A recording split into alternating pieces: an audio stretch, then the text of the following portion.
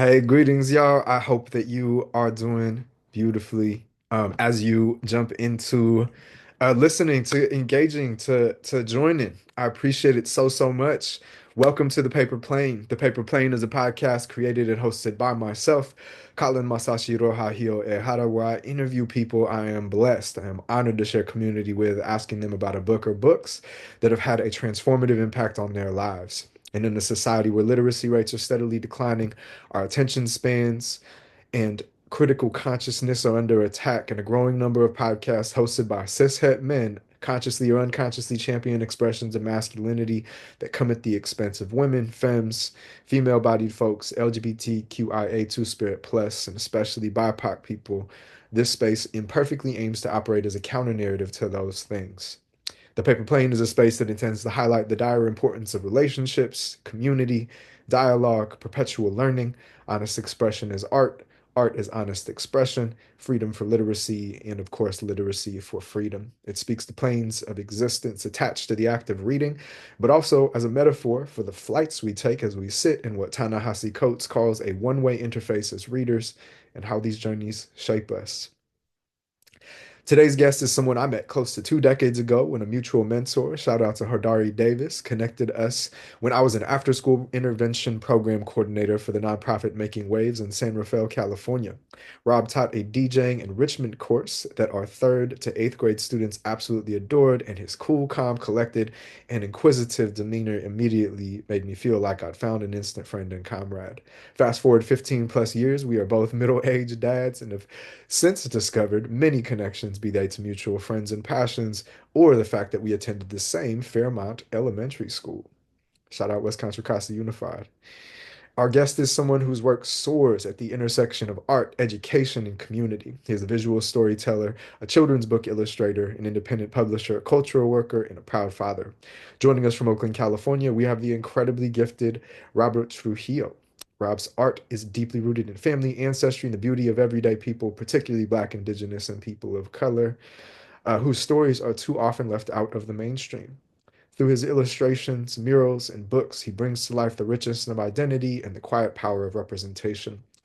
He's also the founder of Come Bien Books, an indie publishing house focused on bilingual and diverse children's books, and a member of the Trust Your Struggle Collective, a crew of artists who use visual storytelling as a tool for justice and transformation. Whether he's drawing in a sketchbook with his son or leading workshops with youth, Robert is deeply invested in the power of reading, not just as skill, but as a gateway to curiosity, culture, and connection, and his daughter as well. So grab your Genmai Cha, your favorite book, or just a quiet moment and join us as we dive into the pages of Robert's journey, one story at a time. Robert Roberto Trujillo, he, him, bruh, is an author and illustrator from Oakland, California, who has been an artist for most of his life. He started working professionally in the early 2000s and has worked in murals, public art, arts education, merchandise making, illustration, and kid book publishing. His most recent books are Fresh Juice, Jugo Fresco, which he wrote and illustrated, Art of Rob, a 130 page book of sketches, drawings, etc., and We Are Yoga, Somos Yoga, written by Jill Guerra, that he illustrated. Rob is represented by Marietta Zacher and at Galt and Zacher. You can email him at info@robdon'tstop.com. And y'all, with that, I am so excited. I am so honored and happy to welcome my friend Rob Liu-Trujillo to the paper plane. Rob, so good to see you. Thank you so much for being here. And I believe you are muted at the moment, just in case you didn't know. Thank you so much, Brother Colin. I'm honored to be here just to get this convo going. Yeah, absolutely. Absolutely. And so, um, good people, Rob has chosen three incredible books for us to talk about today.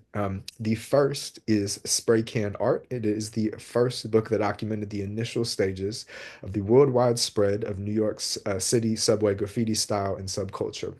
Authored by Henry Chalfant and James Pregoff and published by Thames and Hudson on September 1st, 1987. This is OG one. The photographs are primarily of walls rather than subway cars and features the work of Mode 2 and the Chrome Angels 3D, who is Robert Del Naja, Goldie Bando, Futura, Caves, Lee, Chico, Tracy 168, Buddha, Shane, Blade, Scene, Stash. Reese, aka Todd James, Espo, Stephen Powers, and many others. The second, in a different genre, is Baby Baby Please. And this is a children's book by Tanya Lewis and Spike Lee. From moments fussy to fond, Academy Award nominated filmmaker Spike Lee and his wife, producer Tanya Lewis Lee, present a behind the scenes look at the chills, spills, and unequivocal thrills of bringing up a baby. Go back to bed, baby, please. Not on your head, baby, please. Vivid illustrations from celebrated artist Kadir Nelson evoke toddlerhood, man. Oh my goodness. From sandbox to high chair to crib, and families everywhere will delight in sharing these exuberant moments again and again. And then the last but never least of these wonderful texts is Fighting to Belong by Amy Chu, Alexander Chang, and Louis Chin. For many Americans of Asian American, Native Hawaiian, or Pacific Islander descent who grew up in the United States, there continues to be a startling lack of opportunity to learn about our own history in our country. Even today, over 70% of Americans have little knowledge about Anapi history or confuse it with Asian history. And happy Anapi Heritage Month to everybody out there. Fighting to Belong, Asian Americans, Native Hawaiians, and Pacific Islanders from the 1700s through the 1800s, written by best-selling writer Amy Chu and Alexander Chang, and illustrated by Louis Chin, shares this important and dynamic part of the American experience in an accessible and engaging graphic novel format. In this book, the first volume of a three-book series, our middle school protagonists, Padmini, Sammy, Joe, and Tiana and their guide Kenji embark on an amazing journey through time to witness key events in Anapi history. They witness the arrival of the Manila men to the United States in the 8th century and fly through significant moments in the next 150 years. Fighting to Belong helps new audiences, young and old, Anapi and non-Anapi, understand how these stories are truly interwoven within the fabric of America. So Rob, as we kind of jump into things, just can't thank you enough again for being here. And as we start, very curious to learn what made you choose these three texts specifically for us to discuss today, and what journeys would you say that they've taken you on? Well, talking about them overall, it kind of just gives an arc to my creative life and some form of understanding, whether it be about literacy or ethnic studies. I mean, the graffiti one is kind of like the genesis. That's like the doorway. And for many of us, there's something that you see as a kid, or you read, or you experience that really inspires you. And graffiti art was that thing for me. And so I have a mother who was very what's the word? Supportive. She was super supportive, so she got me that book, and I'll come back to that one. And then I became a parent really young at 24, and so Baby Please is one of the first books that I got from the sister named Deborah Ashe. She has a store called Ashe by the Bay. She's based in Vallejo, but she does book events all over the Bay Area, and she just has like an incredible collection of predominantly African American picture books, but all different types of ethnicities. And Mm, that was like the first time I saw like what I had been missing as far as like a parent, like where all are these books? yeah. And then when it comes to the last one, Fighting to Belong, I read that recently, and I've been on a binge of reading comics, reading tons of them, over 200 at this point. And I've read a little bit of ethnic studies text as far as like, the lies teachers told me, like lots of books like that. And I think they did an incredible job of bringing young people into the field of understanding Asian American and Pacific Islander history. So those are the ones that I chose today. I would have chosen more, but you were like, bro, you gotta temper it down. Yeah, well, it's really cool that, when I'm thinking about uh, uh like this past week, like braiding my daughter's hair, and how, you chose these three texts, and I'm like really curious to, like, see how they've been kind of braided together for you. Exactly. Yeah. So yeah, thank you so much for sharing. And so, as we jump in, um my first question for you is, as an artist and a muralist, how did spray can art influence your understanding of graffiti as both a cultural statement and a visual storytelling form? And shout out to Trust Yeah, Logo. right on. Thank you. So I've told this story many times, but so when I was a little kid, the thing that I saw is often like tiny little glimpses through major or larger media. So Belle Biv DeVoe. um, in the late 80s, they were for your audience that doesn't know, Belle Biv DeVoe was an offshoot of the larger group, the New Edition, who were popping in the 80s. It was a bunch of guys. They were all singers. They had a great producer and songwriters, and so their music was something you would have at the school dance, or you playing it, and you want to holler at somebody, you want to like show them that you have feelings too. Like New Edition was dope. That was that group before all the other boy bands, before K-pop, before Backstreet Boys, before all that stuff. Yeah. Yeah. So, and they were very much taking on, stuff from like the Temptations or the Four Tops and all that stuff. Yeah. But Belle Biv DeVoe was an offshoot that was a little bit more edgier. They were adding hip hop into it and what they called like the New Jack Swing. And Yeah. so they all had airbrushed outfits. They would have t-shirts, they would have overalls, pants. And I saw that and I basically told my mom, like, you see this? Like, I got to get this. Like, those are really dope.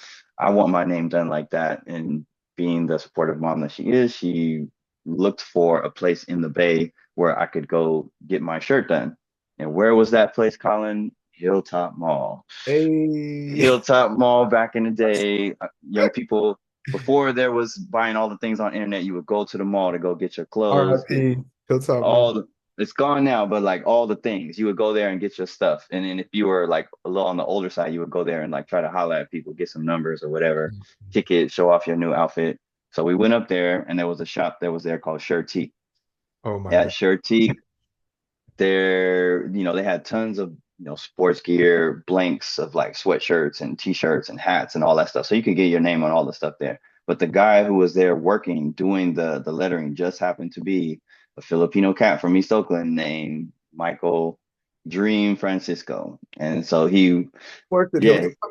yeah, he worked at Hilltop. He was up there and Please, he I had was no idea. doing Yep, he was doing shirts, and you walk in, and he's like, "Oh, what's up, blood? Oh, you want your shirt done like that? Oh, yeah, yeah, for sure." Like that's just who he was, and so I can't even remember if I got the shirt done. I think I did, but I later ended up buying my own airbrushing my own clothes. But anyway, um, the graffiti art was the doorway. That was the thing as far as like creativity. I already like to draw, but like graffiti art was the doorway that led me in and made me want to learn more about it. And it's its own little subgenre of hip hop as a larger culture, and it's its own sometimes celebrated, sometimes stepped on genre of art within art in the larger context. And so my mom found this book, this one, Spraycan Art, and the two people who did it, James Prigoff and Henry Chalfant, were really big in documenting graffiti art in the early days. So James was a photographer, and so he just took tons and tons of pictures all over the U.S.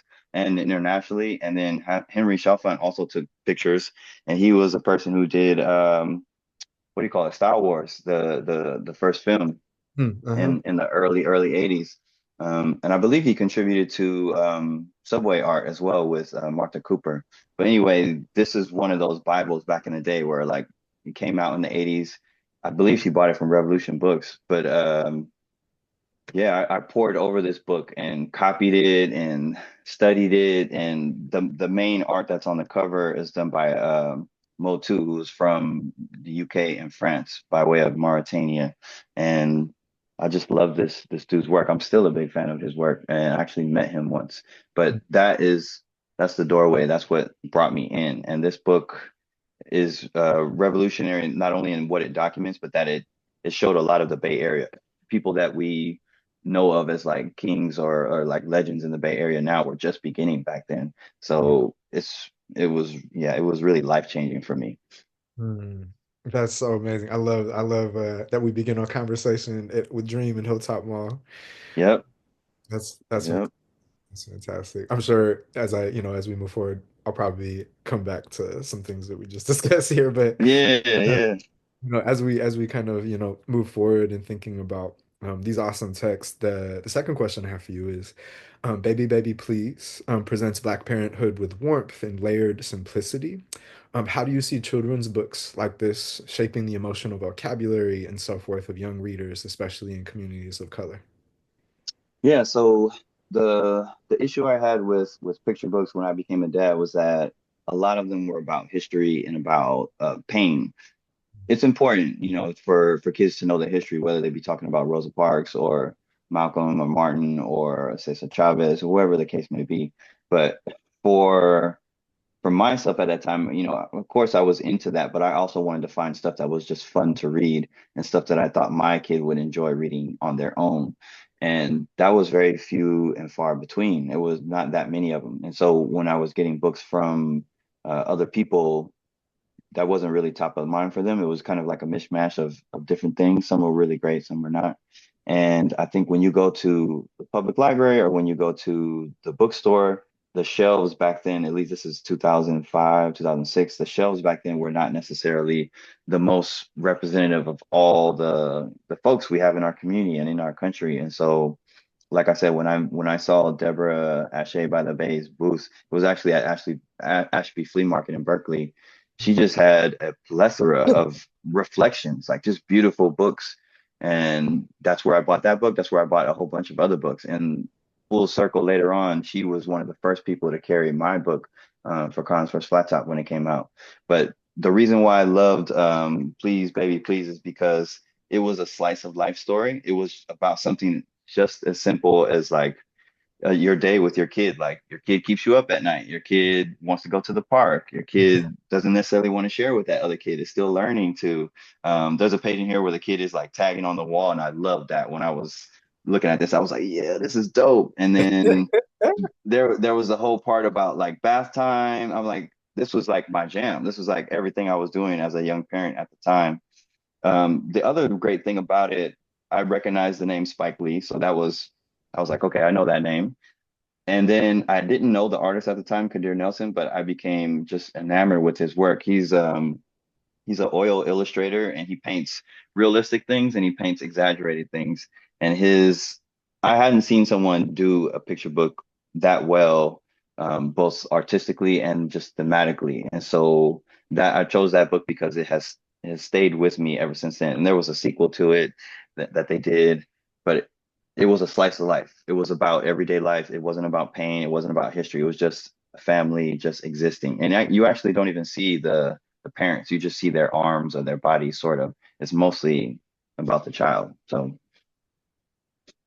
I I'm like, I got a couple questions for you. I'm wondering, yeah. so on what you were just talking about. The first is are there, any maybe specific uh works or pieces by Kadir Nelson that you might recommend to folks that might be interested in learning more about him and his work? Yeah, so I mean, as an author, he's done his own books. I think one was called Baby Bear, but he's done books where he's written them. If your kids are slightly older, like they are already able to read, he did a book that was called We Are the Ship. That's all about the African American baseball, the Negro Leagues, basically. And Oh, so he chronicles like specific players, teams. He does like incredible paintings of people in action and also the teams, like a group photo. He's done some really great books with Debbie Allen, the dancer and choreographer. She wrote some books about boys who love to dance. He's done many, many books. Just if you just look up Kadir Nelson in the library or in a bookstore, you'll see a plethora of books that he's done. A lot of them having to do with some of that pain and history as well. But he does fantastical things, slice of life art, really incredible storyteller. mm, love that. Thank you for sharing that. And then second question I had follow up on this particular piece is as somebody who currently has a toddler, um and I'm wondering what do you perceive that I have to look forward to once my toddler is not a toddler anymore, and what do you perceive I will probably miss about not having a toddler anymore? Mm. I think that we just miss them at that age because they need you so much more to do things for them. So I think I don't know if you'll miss it, but I did because you're helping them do so many things and it's cute. It's like really cute to see them learn how to tie their shoe or learn how to hold a cup properly or to eat something without getting it in their hair. Um, you know, kids are really special that way and they remind you to see life again through new eyes. I think what was the other part of your question? What well, you kind of answered. I was asking, what might I miss? Yeah. And then what else, like what maybe becomes easier when they Yeah. are no longer in this phase. Yeah, I think it becomes easier for them to be independent.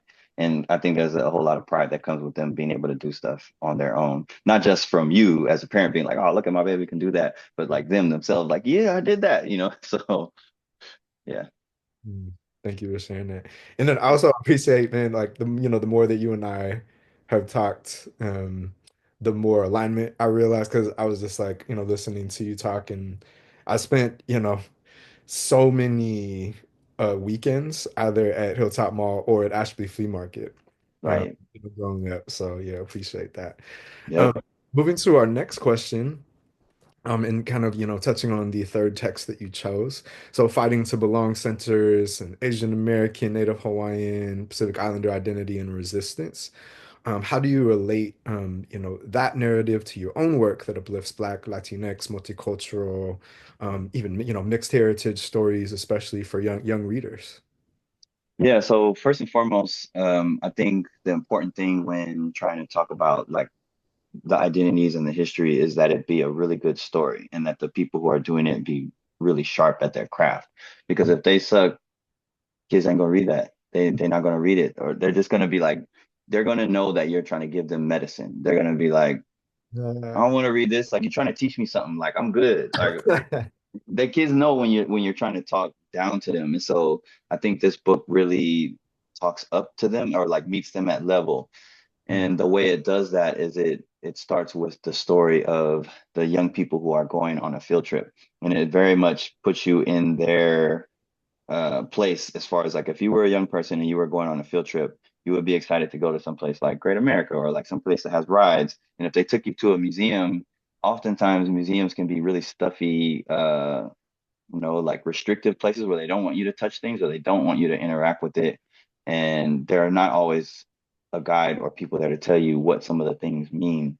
And so this one is different in that when they get there, they have a guide. Actually, I think it's a young African American boy, or maybe he's mixed, but he's basically giving them history as they go. And like the kids, some of them are already excited. Like if you're a teacher, you know this. Like some kids are juiced, like they're ready to go. Like you don't have to prod them that much. They're like, yeah, I'm on with it. And there's some that are kind of on the fence. They're like, maybe. And there are other kids that are like, man, I'm just here so I don't get fired, boss. Like, like they don't want to be there. They're just there. And so that part was very realistic in that the group of kids, they are representative of what would be a typical classroom.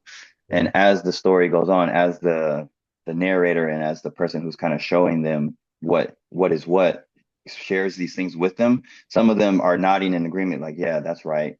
And some of them are like, oh, that's interesting. And some of the kids are like, what? This doesn't make sense. Like they're incredulous to some of the things they're learning about, some of which because they're amazing, and Yeah. some of which because they are outright horrible. What has been done to Asian American people and Pacific Islanders in this country, especially when it gets to talking about like Hawaii, like one of the main characters is kind of like they can't do that. Like the his response is like, why would they do that? That's not right. And I love it because it's not about trying to beat you over the head with the viewpoint that you should know this. It's just simply using the narrator, the person who's the guide, as kind of like he lays it out for you in a way that doesn't feel preachy, I guess. And Mm. so like Amy Chu is a super experienced comics writer. Louis Chin is super experienced illustrator, and I believe Alexander Chang is one of the publishers or one of the people from Third State Books. But there's two of them now, and I just read the first one, and it was really well done. And I'm a kid who grew up with acting studies in Berkeley High and also San Francisco State. So to see a book take it in comic form and to introduce it in a way that was not preachy, I was just clapping it up like, good job, good job. Yeah, I love it. I love it. And a former guest on the pod, my homie Professor Lisa Ang at DVC teaches the graphic novel as literature. Oh, Um, awesome. so I have a follow-up question for you, just around like um, maybe it's kind of a rhetorical question, but I'm curious to hear any of your thoughts on it. Why is it important that we recognize graphic novels as literature and being just as important and powerful? Oh my God, yeah. So this is a great one, and I think I've had arguments with several adults who they Hmm. don't they want to say kids should be reading real books or like that's fine and all, you got to move on to chapter books. Like you got to read, real literature, which is quote unquote supposed real. real literature, which is like 90 to 100% words and like no images, but not everybody learns that way. Some people learn through visuals, and if those people were to read comics and understand the breadth that exists within it, they would know just how dope it is to have kids learning through comics because in children's books there are levels to this shit. Like there's baby books, there's picture books, there's early readers, there's middle grade, there's YA, and many little subgenres in between. And comics are exactly the same. There's comics that are just for little babies. There are comics for children who are just learning to read, and there are serious things that they shouldn't read until they're much older. And any parent who's paying attention, any teacher or librarian will give them the right ones for their age because they really want kids to read. So anyone who's a hater on comics, I just would say you need to do your research and read some because reading Marjane Strapoli's Persepolis is not the same as reading, Captain Underpants. Like they're very different in their levels of vocabulary, visual literacy, the pacing. Like it's a lot. So yeah, comics are an incredible tool to get kids enjoying reading for fun and then learning afterwards. Yeah. Man, I was just thinking about Persepolis the other day. That's wild. Yeah.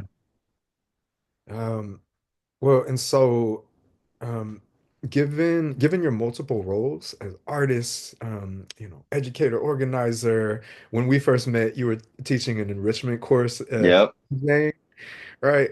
Illustrator, you're a papa, partner, community member, so many other things. How do you think that artistic mediums like graffiti, music, and children's literature complement each other in Mm. conveying messages about belonging and identity? Well, I think for like hip hop, I mean, I'm sure you know this as well, but like when I was a kid, I disliked reading because the what I was saying earlier about baby, please, is that there weren't very many mirrors, things that were like that's like me, that's like my story, that's like someone I know. There was a lot of windows into other people's worlds. And so in hip hop, I found that mirror because I know entire albums or entire songs way better than I would know, Moby Dick or Huck Finn or something like that. Just because it was speaking to me in a way that those books couldn't, ever really speak to me back then as a kid. And so I think it's poetry and a lot of educators or adults didn't see it like that when I was a kid, but it is really poetry. And if you were listening, it would be college courses sometimes on the subject matter and the history that they would be talking about. And I got introduced to so many themes and ways and modes of thinking through hip hop culture. It was very diverse in its array of talking points and subjects. And so I think like literature, hip hop, music is very much aligned. And then when it comes to graffiti, one of the cool things about Dream and Spy from San Francisco was they didn't just talk about themselves. In the beginning, the name of the game was Get Up, be famous through your art. The anonymity was great because people didn't know what you looked like, but they knew your name. And if you were doing it right, they would see your name everywhere. And so the name of the game was just get up, get up, get up. And these two and many other artists like them, even Doug from San Francisco did a piece about South Africa back in the day. Like they would put messages about history, they would put messages about cultural identity, they would put messages about issues that people were facing in the community, whether it was crack back in the day or whether it was police brutality. Those things intrigued me as a kid because my parents will be talking about movement politics and sometimes you don't want to do what your parents do. You're like, please, like I'm not want to be involved in that. But because I was in graffiti and I saw other artists doing that, I was like, maybe they know what they're talking about. So I think they're related, at least for me in that way. Yeah, absolutely, absolutely. And I think there's this kind of umbrella around just like storytelling, right? And all of these things and You just know, like the power, the impact of it. Can I ask, it doesn't have to be in any particular order. yeah. Um, in this moment, who might you say are like your top five MCs of all Ooh, that's a good question. Ooh, time? that's a good one. Um, With the I'm knowledge that this can change, in the Of future. course, of course, yeah. I'm gonna say all ladies. So definitely Rocky Rivera. I love her rhyming. I love Classy from LA. I love Bahamadia from Philly. Yeah, that's one of M's Love, favorites. Yeah. yeah, right. I love MC Light from Brooklyn. Who else? There's this young artist I just came across. Her name's Ani Waska, something like that. She's from LA. Just a few singles I heard of hers, but I really like her. So that's five. Dope, dope. Thank you for sharing that. Yeah. And so moving to our next question, wondering what parallels, if any, do you see between the raw hip hop expression captured in spray can art and the kind of quieter, more intimate illustrations found in Baby Baby Please? That's a good one. I mean, I think one of the things that really drew me to Baby Baby Please is Kadir, the way he paints and illustrates is very it's like a caricature, but realistic. And so the lighting, the shading, the skin tones, those are all realistic, but like the proportions of the body are they're just not distorted, but they're like exaggerated, the same way many graffiti artists would exaggerate characters when they painted them on the wall. So when I saw his, maybe that's what it was. When I first saw his work, I was like, oh, this is just like excuse me, this is just like Mode 2, or this is like Hex from LA, or there's a bunch of character artists who that was their specialty. That's what I saw when I saw his book, because there are some people who go about doing it through collage, or it's like hyper realist. Some of it is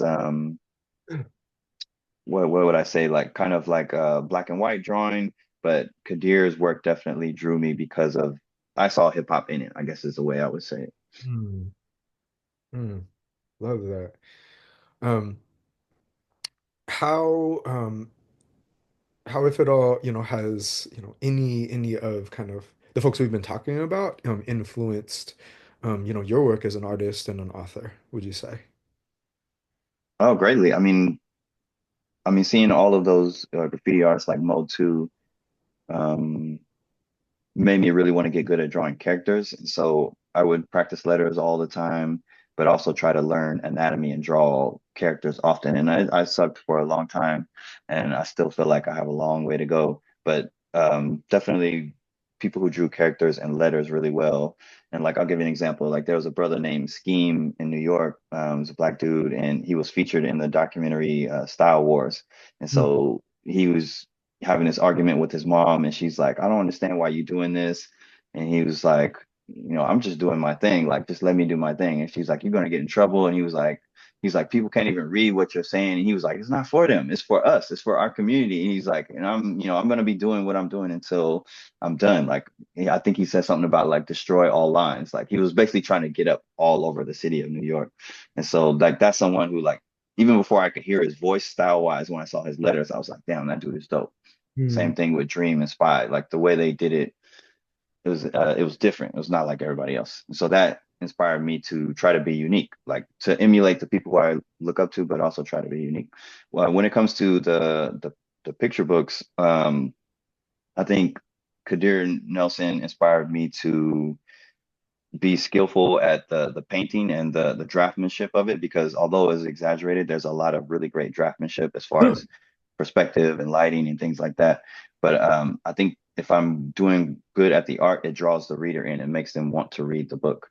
And then when it comes to, what this team did with the Fighting to Belong, I aspired to make a book that good, where it's in comics form, it's fun to read, it's like an engaging story, but it also, if you do it well, kids will want to read it more than once, and in that act, they learn something by reading it over and over again.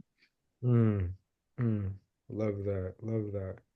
And, you were just speaking to Fighting to Belong, but wondering, how do books like Fighting Belong help you reflect on your own experiences, navigating your upbringing, that of your children and this next generation, as well as authentic representation, visibility of historically dispossessed BIPOC folks in creative Mhm. spaces and educational institutions?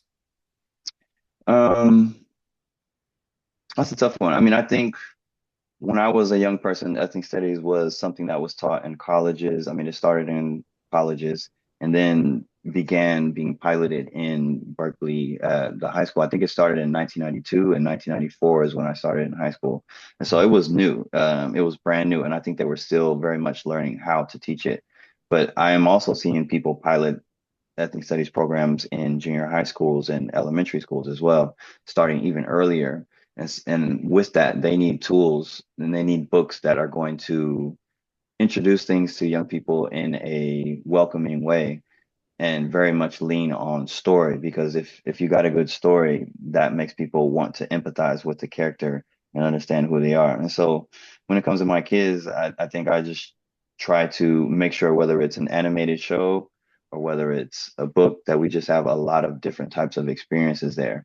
And I think if we as parents don't do that, we're falling into the trap of just repeating the dominant narrative. Like, it's going to be Barbie, or it's going to be a character that is not human, which can be really fun. Like, I love Bluey, for example, Mm. but if it's only Peppa Pig, they're missing on a lot of things about their heritage and their culture. And so I'll show them like Karma, which is a show by Ludacris, or I'll show them, you know, Alma's Way, which is like Sonia Montano. She used to work for Sesame Street, and she produces animated shows now for PBS.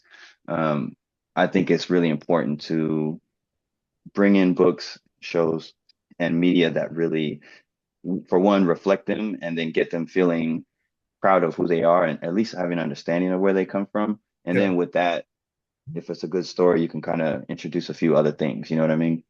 Absolutely. Absolutely. This just popped into my mind because of, some of the things you were mentioning, particularly like, I think for both of us who, I would argue benefited greatly from having access to ethnic studies at younger Hmm. ages, particularly during a time when, that wasn't really happening outside of places like the Bay Area. But as a now, professor of ethnic studies and, it becoming like a requirement, in Yeah. high school and also, in undergrad. Something that I'm noticing, right, is, it went from this space of opt-in, predominantly you're gonna have, Black, Indigenous, or people of color who are opting in, and it really, was like in a lot of ways this safe space. So now, there's this greater influx of white students potentially don't even want to be there, right? And they're Yeah. doing like kind of check off a box. I'm wondering, um, you know, what do you think like maybe are positives and or, kind of uh setbacks with all of that that Mm. just even initially come to mind? Yeah. I mean, I think it's just like the Fighting to Belong book. It starts off with a class of like some who want to be there, some who are not really sure, and some who are like they don't want to be there. And I think, you know, I'm not a professor, so I'm not sure how to do it at that level, but I think it's a challenge to us of like, I think of hip hop in the competitive days, like somebody who comes to the battle and they've clearly been working on their skill and they just out rap you or they out dance you or whatever the case may be. It makes you want to be like, all right, I gotta work on my shit so I can like at least let them know that like I'm in this, like I have skill and you're gonna respect mine too. Like I say that in kind of like a bravado way, but I think as an educator, I think it just makes me wonder if it was me, like how can I basically how can I knock their socks off? Not just get them interested, but like to keep myself interested as well.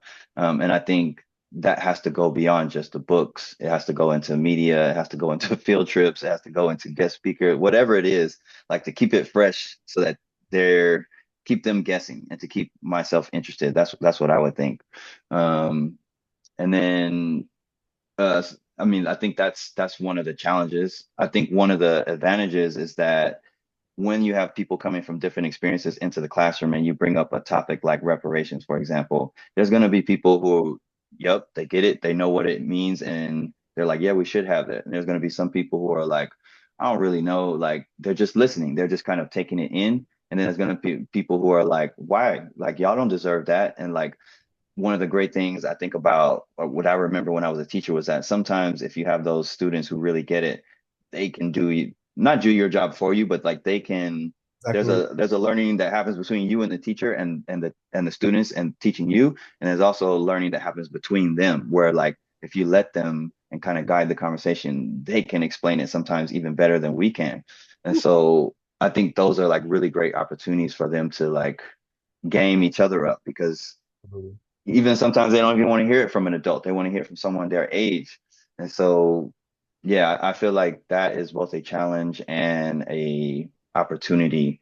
But yeah, that's it's a really tough job to teach ethnic studies because I mean the whole reason why we don't have it everywhere is because they wanted to keep it from us so people would not have this greater understanding of history or class or oppression. So, it's a lot of challenges coming up, Yeah, and and it's been under attack since its inception, as you know very well, right? right? But you bring up, man, I really appreciate everything you just shared. And it's making me kind of reflect on, in this past year, making this transition from K through 12 to community college. It's been really wonderful, more than anything. And also, I'm thinking about the difference between, like being with, say, high school students who, brains are still quite literally developing because of their age, Right, but also, the different skills that over time that I've built because of, working with students whose brains are developing, but also who like it's like compulsory education. They like have to be there low key. There's not really yeah, that much of a choice, right?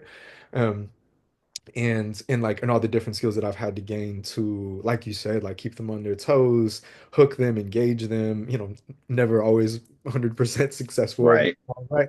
But just like, but that then, I think as you said, it helped me kind of articulate, with students who are maybe more resistant, right? Or who, yeah, who like aren't there by their own choosing. They're like, "Oh, I got to check this box off so that I can transfer, to right. that um it made me think about this game that I recently played with my students that I like pulled some little ideas from something I posted on Instagram, but basically I like had this game where I take quotes and I present them, and then I have like a picture of like Karl Marx's Das Kapital or Capital, and then a picture of the Holy Bible, and Yeah. then I ask them, like, which one is it? Is this quote from the Bible or from Oh, that's good. and then so, and they're all about essentially, long story short, they're all about essentially like it being really evil to hoard wealth, right? And that rich people are like, not are morally bankrupt, basically. Right, Right. right. And at the end I reveal, right, and people are pointing which way. At the end I reveal that all of them come from the Bible, right? And we have this kind of discussion about with the vast majority of the United States being like white Anglo-Saxon Protestant Christian, Hmm. like, do the vast majority of people in the United States who identify as Christian, like, aspire towards these things?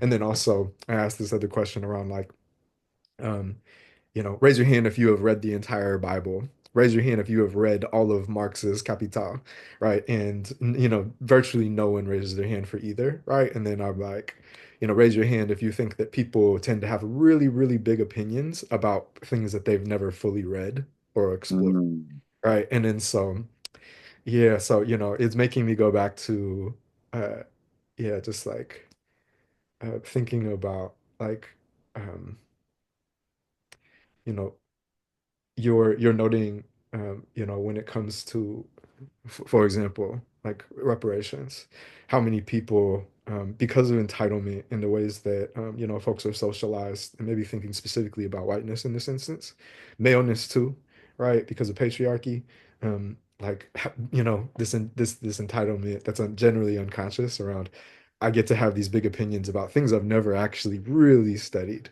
Yeah. And Yeah, what you just made me think of too, like your description of having them look at the quotes and decide where it comes from. That right there is a huge part of the hook of like getting people to not just learn something, but to be active in their learning. Because when I first started reading picture books to young people, I would just read to them and I wouldn't ask them questions. And the more I started to learn, I mean, this is like 13 years now, hundreds of schools. The more I started to learn, like you really do have to involve them in it and like almost like a hip hop show, like get them waving their hands or like calling in response. Or like, are you from Richmond? Are you from Oakland? Are you from Berkeley? Like just getting them to shout back to like, so they're not just passive. I think what you're just doing about having them, think about where the quote comes from is like a great way to engage them, to be talking back, I think that's a huge hook. Yeah, and that's the hope and the aim, right? And like, yeah, yeah, I immediately thought of hip hop, and and the Colin response angle, and as they say, moving the crowd, right? Like Yeah, exactly. engaging folks actively, and maybe even before we go to this last question and start kind of wrapping up, another thought I had, as you were sharing some pieces, maybe particularly around spray can art in Kadir Nelson, is you know have you seen Melee murals that Yeah. Tadashi Nakamura did? Mm, Right, so I'm like, I was remembering like, man, oh, that's absolutely. I use that film, in a lot of my classes around the, Anapi studies units, and I think, yeah, to me that's for the listeners, gorgeous film Melee Murals by Tadashi Nakamura, about indigenous Hawaiian youth in Native Hawaiian schools, kind of marrying um, the the lyrics of their songs, their medleys, with graffiti art. yeah. And so, but one question that kind of came up, because you mentioned folks like Dream, you and I first when we first met many years ago, instantly connected a lot on hip hop stuff. Yep. I'm curious in your perspective, your experience, maybe what uh, wisdom, kind of thoughts you have to share, particularly as it pertains to non-Black folks, even non-Black people of color, when engaging with hip hop, as far as what ways can we engage, be thinking about it in ways that are, respecting hip hop, which is Black culture, Black diasporic culture, in the ways that it requires and deserves. Hmm. That is a good question. I mean, I think an acknowledgement of like the roots in and of itself is a great way to start or a great way to be respectful because oftentimes people don't necessarily understand the connection between like, rhyming or chatting in Jamaica or like the blues and soul. Like there's a lot of connections that are like intentionally like either erased or just invisibilized or just forgotten about. So I think acknowledgement is a great starting place. I think another great way to acknowledge it is to talk about the multiculturalism of it, because even from the genesis, like when it comes to writing, the writing community, graffiti world, you would have Black, white, Latino, like you have lots of different types of people. And to go back and find photos from the 70s of the different names and the different writers is a great way for people to understand that um, class I think kind of united them, and I think the artwork united them to this day. Like the group that I have of like close friends from junior high and high school, they're a mixed bag of all the people, and part of that is because it's the Bay, and part of that is because we all just really loved graffiti art. um but I think so that's one. And then I want to think it come talking about like the DJs or the MCs, like you can go back and you can find pictures and documentation of people who were Latino, especially or Afro Latino in hip hop, like from the get, like from the genesis. Um, so I think it's important for people to understand that. And like I'll give an example, like Special Ed, for example, he's Indian and African American, and so to like understand the roots of how his parents came to be in New York or to the Caribbean and stuff. Or Rob Swift was a DJ from the Executioners. He's Colombian. Mm. There's a whole bunch of MCs who are African American presenting, but they were like from Panama or they were from somewhere else. Like so, like I think acknowledging the roots and its connections like to Black culture, but also showing them that has been a group of different types of cultures mixing from the beginning, not just ethnicity wise, but the music, man. Like those DJs were pulling from every single type of genre to make this gumbo that we call hip hop. Like the goal was to get people rocking. And so they didn't matter where it was from, like just get a break, whether it's from country or rock or punk or new wave or jazz, like put it on there and get them rocking. Yeah, love that, love that. And it immediately made me think of like, and this is like I feel like old saying this, Yeah, but I think of course there's a million amazing things that like the internet does to connect a lot of different artists and just speed up the process as far as people being able to collaborate. yeah, And it was making me think about how I also miss like the regional cultural aspects of hip hop when we were kids, right? So yeah. like, the Bay didn't sound like Houston, which didn't sound like Atlanta, which didn't sound Yes. Clear Channel, man. In LA and like, in places where there was like big car culture, you'd have like, subwoofer heavy bass stuff. And then like in New York, people were riding on trains, so they had earbuds or, headphones, and it was more like the lyrical, Yep. that was what it was focused on. And so I was just an old head moment to be like, man, Yeah, that's a it really sounds keen great. observation. Yeah, because like I mean, you start talking about like the laws in the late 90s that were put that basically allowed corporations to buy up hella radio stations, not lots of different sounds, but make everybody sound the same. So yeah, that's a big one. Hmm. Um, well, so as we, kind of come towards the end here, a final kind of, major question I have for you is, you've often centered, and this means a lot to me, right? You've often centered fatherhood in your creative journey. I'm wondering, how do these three books expand and or challenge your own perspective on family, community, parenthood, and legacy in the arts? That's a good question. Spraycan art, not so much. Like I feel like it's not like it didn't really make me think of fatherhood or if anything, maybe challenge a little bit in the sense where I'm like, if my kid starts writing on walls, what am I gonna say? Um, Please, baby, please, definitely because it shows, a two-parent household, like two cisgender parents. And then fighting to belong, I think it just makes me think as like a dad or like someone who's an elder or considered an elder for some young people now. They'd be like, how old are you? I'm like, guess. They'd be like 75. I'd be like, damn. Um, Not that 75. 75. The that book just makes me think of like no matter how many times I've expressed something about history or culture and think that I've said it enough, there's still tons of young people who haven't heard it, and to find new ways to kind of make it fresh and like keep talking about it so that people not only hear what I'm saying but start to look for it on their own and then express it in their own way. So that's I think that's what it makes me think of. That's really beautiful. And I'm also remembering, like, as you were saying that, like, even in the moment, if I like can tell, like, man, I am maybe coming off, or they're receiving this as like a little corny, that Yeah. that it still can be like planting a seed that they later on, kind of go back to. So I appreciate it. Oh yeah, totally, totally. And I just want to, but before we wrap up, like just give props to you for like doing this podcast. It's really awesome to see how you're putting it together and being really thoughtful in the way the people you bring and like the questions you ask.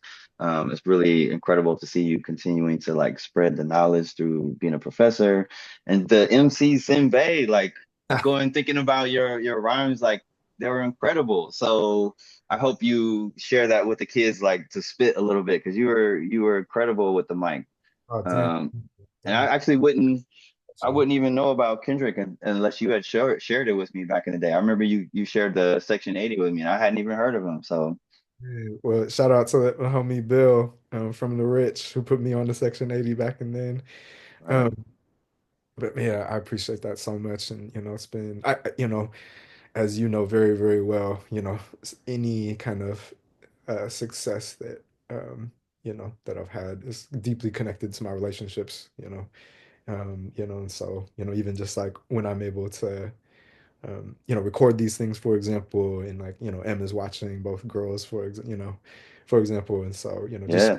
all the support I have, and, and just and I love getting just to, connect, talk story with, people in my community like you, right, who I just like see doing amazing things, and amidst the world being on fire, and Yep.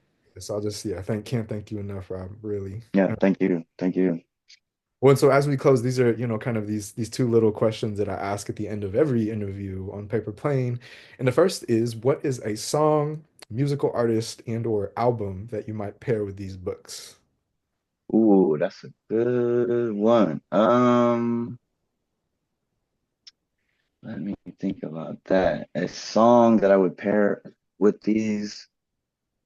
That's a great. Okay, so the neighborhood kids. There's this group of youngsters from San Diego. They rhyme. They're two MCs and a DJ, and I saw them open up for Rocky and Bam.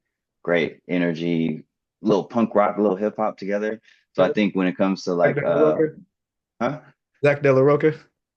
Yeah, they had a little bit of that. Yep. I would definitely pair them with the if I was talking about the graph book or the whatchamacallit, Fighting to Belong. I'm not sure what I would put with the picture book. Maybe just some ocean waves or something. Trying to usually you're reading it at night, so they'll like enjoy the story and then go to sleep. So probably something like that. Love that. Love that. And then this is the last piece. If you could, please complete the following sentence. People should read Spray Can Art, Baby Baby Please, and Fighting to Belong because dot dot dot. Because they're great books. If you love art, if you love storytelling, if you love learning about history in a non-preachy way, they're great books. Mm. Fantabulous. Brother Rob, so honored. Thank you for the gift of your time, for being here today.